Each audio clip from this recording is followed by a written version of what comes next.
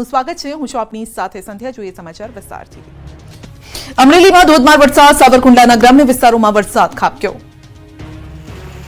રાજ્યના મોટાભાગના વિસ્તારોમાં વરસાદે વિરામ લીધો છે, પરંતુ અમરેલી જિલ્લામાં હજુ મેઘાવી માહોલ છવાયેલો છે। અમરેલીના ગ્રામ્ય વિસ્તારોમાં કાળા ડિબાંગ વાદળો છવાયા અને ખૂબ વરસ્યા। સાવરકુંડલાના ગામડાઓમાં બપોર બાદ મેઘરાજાએ ધમાકેદાર એન્ટ્રી કરી। સાવરકુંડલાના વીજપડી, ગોરડકા, મેરિયાણા, ખડસલીમાં મેઘરાજા ખૂબ વરસ્યા। ભારે બફારા બાદ ગ્રામ્ય વિસ્તારોમાં વરસાદી માહોલ છવાતા વાતાવરણ ઠંડુ બન્યું। કેટલાક વિસ્તારોમાં તો એવો વરસાદ વરસ્યો કે રોડ રસ્તા પરથી પાણીના વહેણ શરૂ થયા। ચોમાસું બરાબરનું જામ્યું હોય એમ મેઘરાજા ગ્રામ્ય વિસ્તારોમાં મન મૂકીને વરસ્યા। ભારે વરસાદથી અમરેલી જિલ્લાના ખેડૂતોએ વાવેલા પાકને ફાયદો થશે। કેટલાક દિવસોના વિરામ બાદ અમરેલીમાં વરસાદે ફરી હાજરી પુરાવી, જેના કારણે સાવરકુંડલાના કેટલાય ગામો વરસાદથી તરબોળ થયા। આજે રાજ્યના કેટલાક વિસ્તારોમાં ધોધમાર વરસાદની આગાહી, કાલથી ઘટશે વરસાદનું જોર। ગુજરાતમાં મેઘરાજાએ રમઝટ બોલાવ્યા બાદ કેટલાક વિસ્તારોમાં આજે આકાશ ખુલ્લું થયું। અમદાવાદ સહિતના ભાગોમાં તડકો ખીલ્યો। ગુજરાતમાં આગામી દિવસોમાં હવામાન કેવું રહેશે તે અંગે હવામાન વિભાગના અમદાવાદ કેન્દ્ર દ્વારા કેટલીક સંભાવનાઓ વ્યક્ત કરાઈ। ગુજરાતની નજીકથી વરસાદ આપનારી સિસ્ટમ પસાર થઈ રહી હોવાથી અસર રાજ્યમાં દેખાઈ રહી છે। રાજ્યમાં આજે કેટલાક જિલ્લામાં ભારે વરસાદની પણ આગાહી છે। આગામી 5 દિવસ સૌરાષ્ટ્ર કચ્છ સિવાયના વિસ્તારોમાં હળવાથી સામાન્ય વરસાદ થશે। 5 दिनों के लिए गुजरात स्टेट के सारे डिस्ट्रिक्ट कवर हैं, जिसमें लाइट टू मॉडरेट रेन का पूर्वानुमान है। और आज वार्निंग की बात करेंगे तो आज के लिए साबरकांठा, अरावली, दाहोद, महिसागर, वलसाड़, दमन और दादरा नगर हवेली के लिए हैवी रेनफॉल की वार्निंग है।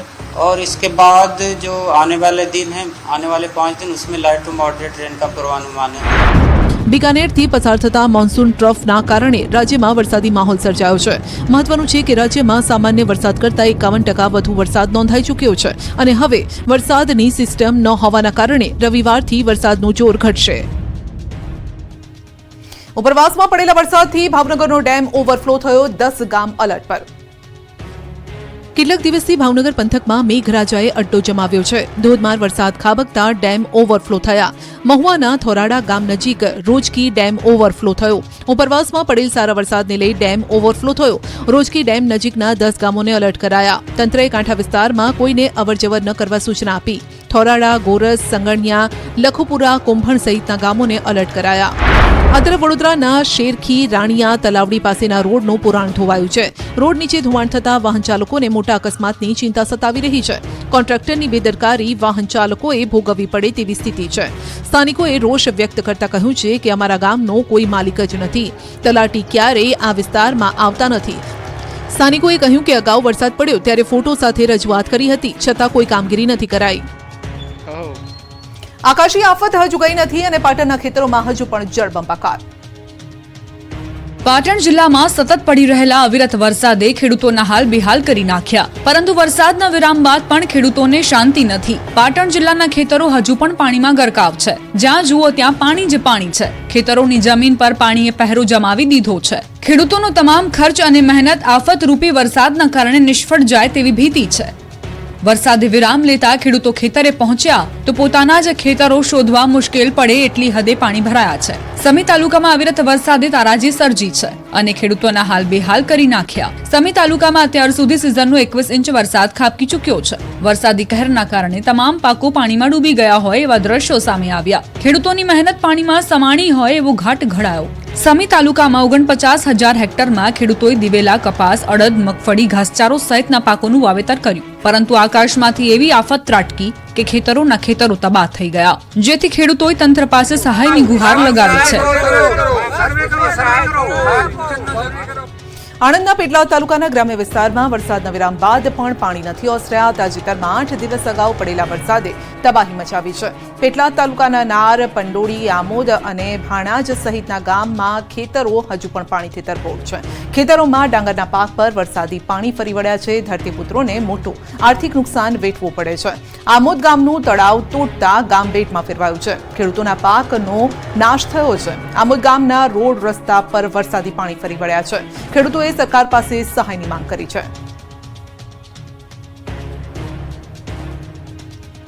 વગર વરસાદે જળબંબાકારની સ્થિતિ, આણંદના બોરસદના લોકો ત્રાહિમામ। આ દ્રશ્યો જોઈને એવું લાગે કે થોડા સમય પહેલા જ અહીં ધોધમાર વરસાદ ખાબક્યો હશે, પરંતુ આવું નથી. આ દ્રશ્યો આણંદના બોરસદના છે. અહીંના બદલપુર ગામમાં વરસાદ નથી, છતાં હજુ પણ ઘણા ભાગો તરબોળ છે. બદલપુર ગામમાં રસ્તાઓ હજુ પણ પાણી હવાલે છે. ભારે વરસાદ વરસ્યાને 10 દિવસ થયા છતાં અહીં પાણી ઓસર્યા નથી. ગામના મુખ્ય માર્ગો ઉપર હજુ પણ 1.5 ફૂટ પાણી ભરેલા છે. વાહન ચાલકો તો પરેશાન છે જ, સાથોસાથ શાળાએ જતા વિદ્યાર્થીઓ પણ ભારે હાલાકીમાં છે. ગામનો મુખ્ય કાંસ પુરાઈ જતા પાણી ભરાવાની સમસ્યા સર્જાઈ હોવાનું સ્થાનિકો જણાવી રહ્યા છે. જો કે હવે મોડે મોડે તંત્ર જાગ્યું છે અને 10 દિવસ બાદ તંત્રએ કાંસ ખુલ્લો કરવાની તજવીજ હાથ ધરી હતી. પરંતુ અહીં સવાલ એ છે કે લોકોની આ સમસ્યાનો કાયમી ઉકેલ આવશે કે પછી વરસાદ બાદ ફરી આ જ સ્થિતિ વચ્ચે લોકોને જીવવું પડશે. વરસાદ ન હોવા છતાં રસ્તા પર પડેલા ભૂવાથી અમદાવાદીઓ પરેશાન. પારસનગરમાં 2 ભૂવા પડ્યા. ખરાબ રસ્તા અને વારંવાર પડતા ભૂવાઓના કારણે અમદાવાદ વાસીઓ ત્રાહિમામ પુકારી ઉઠ્યા. ભૂવો અને રસ્તા પર પડેલા ખાડાના કારણે પારસનગર વિસ્તારમાં છેલ્લા 7 દિવસથી ટ્રાફિક જામ થાય છે. સૌથી મોટી વાત તો એ છે કે 7 દિવસ પહેલા પડેલા ભૂવાનું 2 દિવસ પહેલા જ કામ શરૂ થયું છે. આ તંત્રની બેદરકારી પર સ્થાનિક લોકો અનેક સવાલ ઉઠાવી રહ્યા છે. સ્થાનિકો ત્યાં સુધી કહી રહ્યા છે કે પહેલા નાનો ભૂવો પડ્યો હતો, તે તંત્રને નજરે ન આવ્યો અને તે જ ભૂવાએ મોટું સ્વરૂપ ધારણ કરતા તંત્ર જાગ્યું. ટ્રાફિકના કારણે 1-2 મિનિટના રસ્તા પર 15 થી 20 મિનિટ જેટલો સમય લાગે છે. તો આ તરફ પારસનગરમાં 500 મીટરના અંતરે જ પડેલા બીજા ભૂવાનું પણ સમારકામ પૂર્ણ નથી થયું. 15 દિવસ જેટલો સમય થતા પાલિકાનું કોઈ એક્શન નહીં. પારસનગરમાં ગુજરાત હાઉસિંગની રીડેવલપમેન્ટ સ્કીમ પાસે ભૂવો પડ્યો છે. ભૂવો પડતા બંને બાજુ પતરા મારી રોડ બંધ કરી દેવાતા સ્થાનિકને ભારે હાલાકી પડી રહી છે. આસપાસની 7 સોસાયટીના 8000 થી વધુ લોકોને હાલાકી ભોગવવાનો વારો આવ્યો. તંત્રની આળસ જોઈને તો એવું લાગી રહ્યું છે કે શું તેઓ આનાથી પણ મોટો ભૂવો પડવાની રાહ જોઈ રહ્યા છે કે પછી કોઈ મોટી દુર્ઘટનાની. ડીસાના કંસારી ગામના લોકો પાણીથી પરેશાન. વિદ્યાર્થીઓ અને પશુપાલકોની મુશ્કેલી વધી. વરસાદ આવ્યો ત્યારે પણ મુશ્કેલી અને હવે બંધ રહ્યો ત્યારે પણ મુશ્કેલી. બનાસકાંઠા જિલ્લામાં વરસાદ બાદ લોકો ભારે મુશ્કેલીમાં મુકાયા. ડીસામાં ભારે વરસાદથી રસ્તા પાણીમાં ગરકાવ થયા. વરસાદી પાણી ભરાતા ખેતરોથી ગામમાં જવામાં હાલાકી. રસ્તા બંધ થતા વિદ્યાર્થીઓ અને પશુપાલકો મુશ્કેલીમાં મુકાયા. પશુપાલકો માટે દૂધ ભરાવા જવું પણ મુશ્કેલ બન્યું છે. કંસારી ગામમાં રસ્તા પર વરસાદી પાણી ભરાયા. પાણી ભરાતા હોસ્પિટલ જવાનો રસ્તો પણ હાલ બંધ છે. જ્યારે પણ અહીં વરસાદ ખાબકે ત્યારે તળાવ ભરાયું હોય તેવી સ્થિતિ સર્જાય. લોકો ઢીંચણસમા પાણીમાંથી પસાર થવા મજબૂર બન્યા. આ વિસ્તારમાં પાકો રોડ બનાવવાની રજૂઆત અને માંગ સ્થાનિકો વારંવાર કરી ચૂક્યા છે, પરંતુ રસ્તો બનાવી પાણી નિકાલનો કાયમી ઉકેલ આવતો જ નથી. થોડા જ વરસાદમાં અહીં જળબંબાકારની સ્થિતિ સર્જાઈ જાય છે અને કેટલાક દિવસો સુધી લોકો પાણી વચ્ચે જીવવા મજબૂર બને છે. લસણ ખરીદતા પહેલા ચકાસજો. ગોંડલ માર્કેટયાર્ડમાંથી 600 કિલો ચાઇનીઝ લસણ મળતા લોકોમાં ખળભળાટ. ચાઇનીઝ વસ્તુઓનું નામ પડતા જ લોકો સતર્ક થઈ જાય છે. આ વખતે તો તમારે વધારે સતર્ક રહેવું પડશે. ધ્યાન રાખજો, કારણ કે ચાઇનીઝ લસણ તમારી થાળીમાં ન પહોંચી જાય. ગોંડલ માર્કેટયાર્ડમાં 600 કિલો ચાઇનીઝ લસણ મળતા દોડધામ મચી ગઈ. માર્કેટયાર્ડમાં 30 કટ્ટા એટલે કે અંદાજિત 600-700 કિલો ચાઇનીઝ લસણ ઉતારવામાં આવ્યું. ગોંડલ માર્કેટિંગ યાર્ડ સુધી લસણ કઈ રીતે પહોંચ્યું તે મોટો સવાલ છે. માર્કેટિંગ યાર્ડના સત્તાધીશોએ તંત્રને જાણ કરી. ઉપલેટાના કોઈ વ્યક્તિએ ગોંડલ યાર્ડમાં લસણ વેચવા મૂક્યું હતું. ગોંડલ યાર્ડના સત્તાધીશો અને વેપારીઓએ સાથે મળીને લસણની હરાજી ન કરાવી. મહત્વનું છે કે ભારતમાં 2006 થી ચાઇનીઝ લસણ પર પ્રતિબંધ છે. ચાઇનીઝ લસણમાં ફૂગની સંભાવના વધુ હોય છે. જંતુનાશકોનું પ્રમાણ પણ વધુ હોય છે. અગાઉ નેપાળ અને બાંગ્લાદેશ થઈને ચાઇનીઝ લસણ આવતું હતું. બિહાર, ઉત્તર પ્રદેશ અને પૂર્વોત્તર રાજ્યોમાં પણ આવી ઘટનાઓ સામે આવી ચૂકી છે. વડોદરાના લાડવાડામાં જર્જરિત હવેલીનો કાટમાળ પડ્યો અને બાજુના મકાન પર પડતા એકનું મોત. વડોદરા શહેરમાં અતિભારે વરસાદ બાદ અનેક નુકસાન સામે આવી રહ્યા છે. મોટાભાગના કાચા મકાન અને જર્જરિત મકાનો ધરાશાયી થયા હોવાના બનાવ બન્યા. લાડવાડા વિસ્તારમાં એક મકાન ધરાશાયી થતા અફરાતફરીનો માહોલ સર્જાયો. વર્ષો જૂનું મકાન અચાનક તૂટીને બાજુના મકાન પર પડતા ત્યાં રહેતા એક વ્યક્તિ અંદર ફસાયા હતા. આ ઘટનાની જાણ થતાં જ ફાયર બ્રિગેડે રેસ્ક્યુ હાથ ધર્યું હતું. જોકે ગંભીર ઈજા પહોંચતા તેમનું મૃત્યુ થયું છે. રાત્રે શહેરના જમનાબાઈ હોસ્પિટલ નજીક લાડવાડા વિસ્તારમાં મકાન ધરાશાયી થયું હતું. અચાનક મકાનનો ભાગ પડતા લોકોમાં દોડધામ મચી ગઈ. 80 વર્ષ જેટલા જૂના મકાનનો ભાગ ધરાશાયી થયો હતો. આ દુર્ઘટનામાં 55 વર્ષીય વ્યક્તિ પર 4 માળનું મકાન પડતા તેઓ અંદર ફસાયા હતા. આ દુર્ઘટના બાદ ફાયર બ્રિગેડની મદદ લેવાઈ હતી. દુર્ઘટનાનો કોલ મળતા જ તરત જ ફાયરની ટીમ ઘટના સ્થળે પહોંચી હતી. ફાયર બ્રિગેડે ઈજાગ્રસ્ત હાલતમાં રેસ્ક્યુ કર્યું હતું. મોરબીમાં જાણે કે પોલીસની પકડ ગુનેગારો પર ઢીલી પડી ગઈ છે. જિલ્લાના અલગ અલગ 3 વિસ્તારોમાં તસ્કરોએ તરખાટ મચાવ્યો અને 3 અલગ અલગ બનાવોના સીસીટીવી ફૂટેજ પણ સામે આવ્યા. જેમાં મોરબીના જેતપર રોડ પર ગોકુલધામ એપાર્ટમેન્ટમાં બુકાનીધારી તસ્કરો ફ્લેટના દરવાજા ફંફોડતા સીસીટીવીમાં કેદ થયા છે. બીજી ઘટના વાંકાનેરના ઢુવા નજીક ડીઝલ ચોરીના સીસીટીવી સામે આવ્યા છે. બુકાનીધારી તસ્કરો ટ્રકમાંથી ડીઝલ ચોરી કરી ફરાર થતા કેમેરામાં કેદ થયા છે. અને ત્રીજી ઘટના મોરબીમાં આવેલ વોરા સમાજના પવિત્ર ધામમાં ચોરીની ઘટના છે. તો મોલાઈ રાજા સાહેબ દરગાહમાં ચોરીનો બનાવ બન્યો છે. અજાણ્યા તસ્કરોએ મોડી રાત્રે દરગાહમાં ઘૂસી પરચુરણ ભરેલ પેટી ચોરી કરી દીધી. દરગાહમાં તિજોરી તોડવાનો પ્રયાસ કરતા પણ નજરે પડ્યા છે તસ્કરોને. હવે પરસેવો છૂટી જતા પોલીસે કામગીરી હાથ ધરી છે. રોડ પર સિંહ પરિવાર લટાર મારવા નીકળ્યો છે. ભાવનગરના દ્રશ્યો છે. ગારિયાધાર નજીકના ભોરિંગડા ટીમડી રોડમાં સિંહ પરિવાર આંટા ફેરા મારતો જોઈ શકાય છે. એક સાથે 4 સિંહણ અને 6 બાળ સિંહ રોડ પર દેખાયા છે. સિંહ પરિવારનો વિડીયો કોઈ વાહન ચાલકે પોતાના મોબાઈલમાં કેદ કર્યો છે. આ વિસ્તાર શેત્રુંજી કાંઠા વિસ્તાર હોવાથી સિંહો અનેકવાર અહીં જોવા મળે છે. ભાદરવી પૂનમના મેળા પહેલા જ ગબ્બર પાસે રીંછ દેખાતા લોકોમાં ફફડાટ. એક તરફ અંબાજીમાં ભાદરવી પૂનમના મેળાની તડામાર તૈયારીઓ થઈ રહી છે, તો બીજી તરફ પૂનમના મેળા પહેલા ભક્તોમાં ડરનો માહોલ છે. કારણ કે મેળાની તડામાર તૈયારી વચ્ચે ગબ્બર પર રીંછના આંટાફેરા જોવા મળ્યા. છેલ્લા 21 દિવસમાં ગબ્બર નજીક 4 વખત રીંછ નજરે પડ્યું. શક્તિપીઠ અંબાજી ગબ્બર પર્વત પાસે ફરી રીંછ દેખાતા ભક્તોમાં ફફડાટ ફેલાયો. મોટી સંખ્યામાં લોકો ગબ્બર ઉતરવાના સ્થાને એકઠા થયા હતા. શેષનાગની ગુફાથી ભૈરવજી મંદિર વચ્ચે રીંછના આંટાફેરા હોવાના દ્રશ્યો સામે આવ્યા. શક્તિપીઠ અંબાજી ખાતે આગામી 12 સપ્ટેમ્બરથી ભાદરવી પૂનમના મેળાનો પ્રારંભ થશે. મેળામાં મોટી સંખ્યામાં યાત્રિકો આવશે. યાત્રિકોની સુવિધા તેમજ સુરક્ષાને લઈને વહીવટી તંત્ર સુસજ્જ છે. ત્યારે મેળાને લઈ કલેક્ટરે તૈયારીઓનું આયોજન કર્યું. યાત્રિકો માટે ઊભી કરાયેલી સુવિધાઓની માહિતી આપી. મેળામાં સુરક્ષાને લઈ પોલીસનો ચુસ્ત બંદોબસ્ત ગોઠવાયો છે. ભાદરવી પૂનમના મેળામાં 40 લાખથી વધુ શ્રદ્ધાળુઓ ઉમટી પડશે. અંબાજીમાં મહાપ્રસાદની તૈયારીઓ શરૂ. મોહનથાળના પ્રસાદનું વિશેષ આયોજન. યાત્રાધામ અંબાજીમાં ભાદરવી પૂનમના મેળાને હવે ગણતરીના દિવસો બાકી રહ્યા છે. ત્યારે મેળામાં આવતા લાખો શ્રદ્ધાળુ મા અંબેનું મોહનથાળનું પ્રસાદ વધુ પ્રિય હોય છે. દર્શન કરવા આવેલા યાત્રિકો અચૂક મા અંબેના મોહનથાળનો પ્રસાદ સાથે લઈ જતા હોય છે. ત્યારે અંબાજી આવતા લાખો પદયાત્રીઓની પ્રસાદની માંગ સંતોષવા માટે અંબાજી મંદિર દેવસ્થાન ટ્રસ્ટ દ્વારા આજથી મોહનથાળનો પ્રસાદ બનાવવાની કામગીરીનો પ્રારંભ કરાયો છે.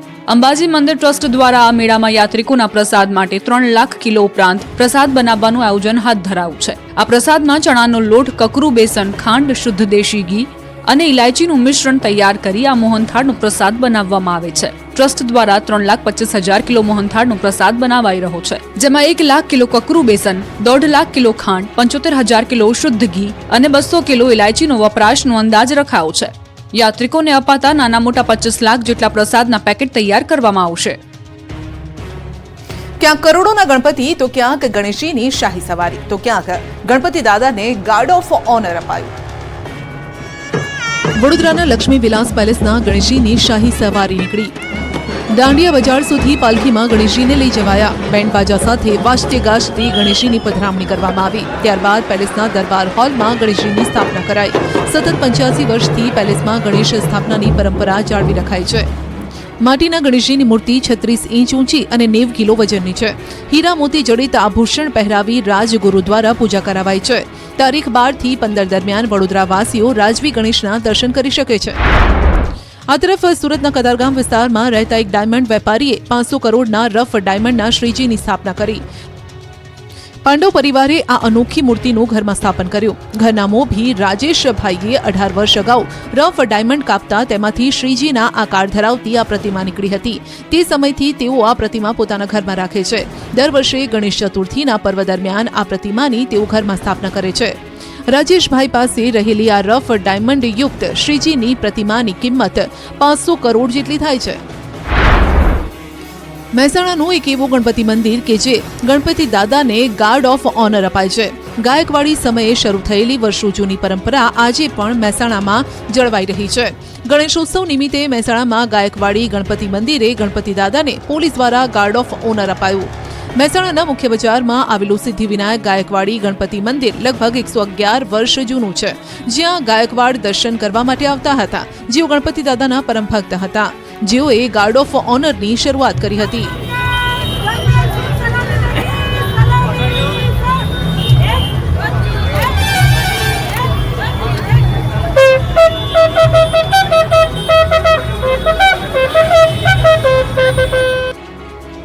સુરતમાં 100% ઇકો ફ્રેન્ડલી ગણેશજીની મૂર્તિની સ્થાપના થઈ. વૃક્ષોની છાલમાંથી બનાવ્યા ગજાનન. ભારતમાં વૃક્ષ વાવવા માટે અને વૃક્ષનું જતન કરવા માટે અનેક મુહિમ ઉઠાવવામાં આવી રહી છે. ત્યારે આ વખતે સુરતમાં ગણપતિ સ્થાપનામાં પણ વૃક્ષ બચાવવાની મુહિમ જોવા મળી. સુરતના લાલ દરવાજા વિસ્તારના એક દંત યુવક મંડળ દ્વારા વેસ્ટેજ વૃક્ષના છાલમાંથી ગણપતિની મૂર્તિ બનાવવામાં આવી છે. વૃક્ષની છાલમાંથી મૂર્તિ બનાવવા માટે મૂર્તિકારોને 45 દિવસ જેટલો સમય લાગ્યો હતો. આ મૂર્તિની ઊંચાઈ 11 ફૂટ છે, જેની અંદર 200 કિલો ઘાસ અને 300 કિલો માટી સાથે 70 થી 80 જેટલી લાકડાની છાલોથી આ મૂર્તિ તૈયાર કરવામાં આવી છે. આ સાથે જ આ મૂર્તિની અંદર ઇકો ફ્રેન્ડલી વોટર કલરનો ઉપયોગ કરવામાં આવ્યો છે. આ મૂર્તિને આસપાસ કુદરતી વાતાવરણનો નજારો બનાવવામાં આવ્યો છે. તેમાં પણ વૃક્ષની કુદરતી રીતે તૂટી પડેલી ડાળીઓનો ઉપયોગ કરી બગીચો તૈયાર કરવામાં આવ્યો છે. સાથે જ પક્ષીઓના માળા પણ મૂકવામાં આવ્યા છે. આ યુવક મંડળ દ્વારા છેલ્લા 4 વર્ષથી શ્રીજીની સ્થાપના કરવામાં આવે છે, જેમાં દર વર્ષે અલગ અલગ થીમ રાખવામાં આવે છે. ત્યારે આ વર્ષે સંપૂર્ણ ઇકો ફ્રેન્ડલી ગણપતિનું સ્થાપન કરવામાં આવ્યું. એટલું જ નહીં, આ ગણપતિની પૂજામાં વપરાતી અગરબત્તી પણ ઇકો ફ્રેન્ડલી જ છે. એકદંત યુવક મંડળ દ્વારા વૃક્ષ બચાવવાની મુહિમ અંતર્ગત હરિયાળું અને કુદરતી વાતાવરણની થીમ સાથે 100% ઇકો ફ્રેન્ડલી ગણપતિની મૂર્તિનું સ્થાપન કરાયું છે. અમદાવાદમાં માટીના ગણેશનું આકર્ષણ. ત્રીજી પેઢીના કારીગરોએ બનાવી અદ્ભુત મૂર્તિઓ. રાજ્યમાં ગણેશ ઉત્સવની ધામધૂમથી ઉજવણી શરૂ થઈ ગઈ છે. ત્યારે અમદાવાદમાં રહેતો એક પરિવાર 3 પેઢીઓથી ઇકો ફ્રેન્ડલી મૂર્તિઓ બનાવી રહ્યો છે. વિજયભાઈ નાયક ત્રીજી પેઢીના કારીગર છે, જે માટીમાંથી ભગવાન ગણેશની મૂર્તિઓ બનાવે છે. આ તમામ માટીની મૂર્તિ બનાવવા માટે અંદાજે 3 થી 15 દિવસનો સમય લાગતો હોય છે. ગણેશની મૂર્તિ બનાવવા માટે થઈને દરિયાકાંઠે રહેલી ખાંડમાં 100 થી 150 ફૂટ ઊંડાણમાંથી નીકળતી જે માટી હોય છે, તેને ગ્રાઉન્ડ કરીને મૂર્તિના નિર્માણમાં ઉપયોગમાં લેવામાં આવતો હોય છે અને તેને પાણીમાં મિશ્ર કરીને ત્યારબાદ તેનો ઉપયોગ ગણપતિની મૂર્તિ બનાવવામાં થાય છે. ગણપતિની મૂર્તિ બનાવવા માટે સૌથી અઘરું કામ તેને ખૂબ જ ઝીણું નકશીકામ હોય છે, જેને ખૂબ જ બારીકાઈપૂર્વક અને પૂરા ખંતથી ગણેશજીની પ્રતિમાઓને કંડારવામાં આવે છે. તેમની મૂર્તિઓ પ્લાસ્ટર ઓફ પેરિસથી બનેલી મૂર્તિઓ કરતાં પણ વધુ ટકાઉ હોય છે. આ માટીની મૂર્તિઓ પાણીમાં વિસર્જન કરવાથી તેમાં ભળી જાય છે, જેથી પાણીમાં દૂષિત થવાનો કે કોઈ પણ પ્રકારની બીમારી ફેલાવવાનો પણ ડર નથી રહેતો. ઇકો ફ્રેન્ડલી ગણપતિ માટીમાંથી જે મૂર્તિઓ બનાવવામાં આવતી હોય છે, તેની ખાસ વિશેષતા અને ફાયદાઓ હોય છે કે માટીની મૂર્તિઓ પર્યાવરણને નુકસાનથી બચાવે છે. આ વર્ષે વિજયભાઈ અને તેમની ટીમે 12 ફૂટની વિશાળ ગણેશજીની મૂર્તિ બનાવી છે. તેને બનાવવામાં લગભગ 20 દિવસનો સમય લાગ્યો હતો. ત્યારે ઇકો ફ્રેન્ડલી અભિયાન હવે વેગવાન બન્યું છે. સાથે જ સ્થાનિક કારીગરોને પણ પ્રોત્સાહન મળી રહ્યું છે. ગણેશ ચતુર્થીના દિવસે મંદિરોમાં ઉમટી ભક્તોની ભીડ. જામનગરના સપડામાં પૌરાણિક મંદિરે શ્રદ્ધાળુ ઉમટ્યા. આજે ગણેશ ચતુર્થી છે, ત્યારે જામનગરના સપડા ખાતે આવેલા પૌરાણિક શ્રી સિદ્ધિવિનાયક મંદિરે ભક્તોની ભીડ જામી. જામનગરથી કાલાવડ ધોરીમાર્ગ પર આ મંદિર આવેલું છે. સપડા ગામ નજીક માન્યતા અનુસાર સ્વયંભૂ સપડેશ્વર શ્રી સિદ્ધિવિનાયક ગણેશજીનું મંદિર આવેલું છે. સપડાના સિદ્ધિવિનાયક મંદિરે દર્શન કરવા માટે અનેક લોકો ગણેશ ચતુર્થી નિમિત્તે પદયાત્રા કરીને પહોંચે છે. ત્યારે આજે વહેલી સવારથી લોકો ગણેશજીના દર્શન કરવા માટે ઉમટી રહ્યા છે. સવારથી જ વિવિધ ધાર્મિક કાર્યક્રમમાં મોટી સંખ્યામાં ભક્તો જોડાયા હતા. મહત્વનું છે કે આ ગણેશ મંદિર પૌરાણિક છે અને માન્યતા અનુસાર સપડેશ્વર શ્રી સિદ્ધિવિનાયક ગણેશજી સ્વયંભૂ બિરાજમાન છે, જેથી ગણેશ ચતુર્થીના દિવસે અહીં મોટી સંખ્યામાં શ્રદ્ધાળુઓ પદયાત્રા કરીને આવે છે. તરણેતરના ભાતીગઢ મેળાના અનોખા રંગ પશુ પ્રદર્શન અને ગ્રામીણ ઓલિમ્પિક આકર્ષણનું કેન્દ્ર બન્યા. સુરેન્દ્રનગર જિલ્લાના થાન તાલુકાના તરણેતર ખાતે વિશ્વ પ્રસિદ્ધ ભાતીગઢ મેળાની શરૂઆત થઈ. આ મેળામાં દેશ વિદેશથી મોટી સંખ્યામાં લોકો ઉમટી પડે છે. 9 સપ્ટેમ્બર સુધી ચાલનારા રંગારંગ મેળામાં અલગ અલગ આકર્ષણો પણ છે. મેળાની સાથે સાથે અહીં 4 દિવસ દરમિયાન યોજાતું પશુ પ્રદર્શન અને ગ્રામીણ ઓલિમ્પિક પણ લોકોમાં આકર્ષણનું કેન્દ્ર છે. ગ્રામીણ ઓલિમ્પિકથી વિસરાતી જતી રમતોને જીવંત રાખી ખેલાડીઓને પ્લેટફોર્મ પૂરું પાડવામાં મદદ મળશે, જ્યારે પશુ પ્રદર્શન હરીફાઈથી પશુપાલકોને સારી ઓલાદના પશુઓ અને તે અંગેની જાણકારી મળી રહે છે. તરણેતરના મેળાને ભાતીગળ લોકમેળો કહેવામાં આવે છે. આ વિસ્તારમાં અગાઉ જ્યારે લોકો મોટાભાગે પશુપાલન વ્યવસાય સાથે સંકળાયેલા છે, જેથી પશુપાલનને વધુ ઉમદા બનાવવા તેમજ પશુપાલકોને સારી ઓલાદના પશુઓ માટેની જાણકારી મળી રહે તે માટે અલગ અલગ આયોજનો થાય છે. આ વર્ષે અંદાજે 200 થી વધુ પશુપાલકો રજીસ્ટ્રેશન કરાવ્યું છે. આ પશુ પ્રદર્શન હરીફાઈમાં અલગ અલગ બ્રીડની ગાય, ભેંસ, પાડા સહિતના પશુઓને લઈને પશુપાલકો હરીફાઈમાં ભાગ લે છે. તાપીની દીકરીએ વિશ્વ ફલક પર રાજ્યનું નામ રોશન કર્યું છે. મિસ એશિયા વર્લ્ડ પ્લેટિનમનો ખિતાબ જીત્યો. તાપીના વ્યારા તાલુકાના લોટરવા ગામની યુવતીએ મિસ એશિયા વર્લ્ડ પ્લેટિનમનો ખિતાબ જીત્યો. આદિવાસી સમાજની યુવતી સોનલ ચૌધરીએ ગત 30મી ઓગસ્ટે વિયેતનામમાં યોજાયેલી સ્પર્ધામાં ખિતાબ જીતીને ગુજરાત અને દેશનું ગૌરવ વધાર્યું છે. 32 દેશની યુવતીઓ વચ્ચેની સ્પર્ધામાં સોનલ ચૌધરીએ વિનર બની દેશને એવોર્ડ અપાવ્યો. સોનલ ચૌધરી અગાઉ પણ ઘણી બધી સ્પર્ધામાં જીતી ચૂકી છે અને હવે આવનાર દિવસોમાં વ્યારાના લોટરવા ગામની આદિવાસી યુવતી રૂપેરી પડદે પણ જોવા મળશે.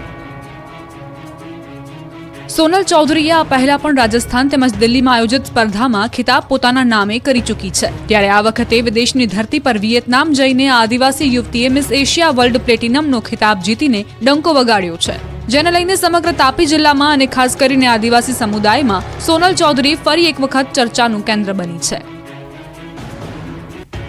કહેવાય છે કે શિક્ષણ જ એકમાત્ર માધ્યમ છે જે પરિવારને પ્રગતિના પંથે લઈ જઈ શકે છે અને ગુજરાતના અમરેલીના એક એવા અનોખા શિક્ષક જે પોતાના સંગીત દ્વારા લોકોને શિક્ષણ તરફ પ્રેરિત કરવાનું કામ કરે છે. આ અનોખા શિક્ષક છે ચંદ્રેશ કુમાર, જેઓ 20 અલગ અલગ ભાષાઓમાં તેમના ગીતો દ્વારા બાળકોથી લઈ વડીલોને શિક્ષણ વિશે જાગૃત કરે છે. ચંદ્રેશ કુમારને રાષ્ટ્રીય શિક્ષક પુરસ્કાર 2024થી પણ સન્માનિત કરવામાં આવ્યા છે. પ્રધાનમંત્રી મોદીએ તેમની સાથે વાતચીત કરી હતી અને તેમનું કહેવું છે કે પ્રધાનમંત્રી નરેન્દ્ર મોદીને મળવાનું તેમનું સ્વપ્ન પૂર્ણ થયું છે. તો પ્રધાનમંત્રીએ પણ તેમનું સંગીત સાંભળી તેમની પ્રશંसा કરી. बहुत ही प्रेरक मुलाकात माननीय प्रधानमंत्री जी के साथ हमारी इंस्पिरेशनल मुलाकात रही है. मेरे लिए तो मेरे जीवन का एक बहुत ही सौभाग्य कल रहा है और माननीय प्रधानमंत्री जी से मुलाकात करते वक्त मेरा जो इनोवेटिव जो प्रैक्टिसेस है, इनोवेटिव एक्टिविटीज़ है, वो जो मुझे शेयर करने का मौका मिला, ये मेरे लिए सौभाग्य की बात है. एक शिक्षक की भूमिका राष्ट्र के निर्माण में बहुत ही बहुमूल्य स्थान है, क्योंकि हम जानते हैं किसी भी राष्ट्र का स्तर उसके शिक्षक के स्तर से ऊंचा नहीं हो सकता और किसी भी राष्ट्र के स्तर के निर्माण में एक शिक्षक के रूप में जितना भी मैं योगदान दे सकता हूँ, मेरा 100%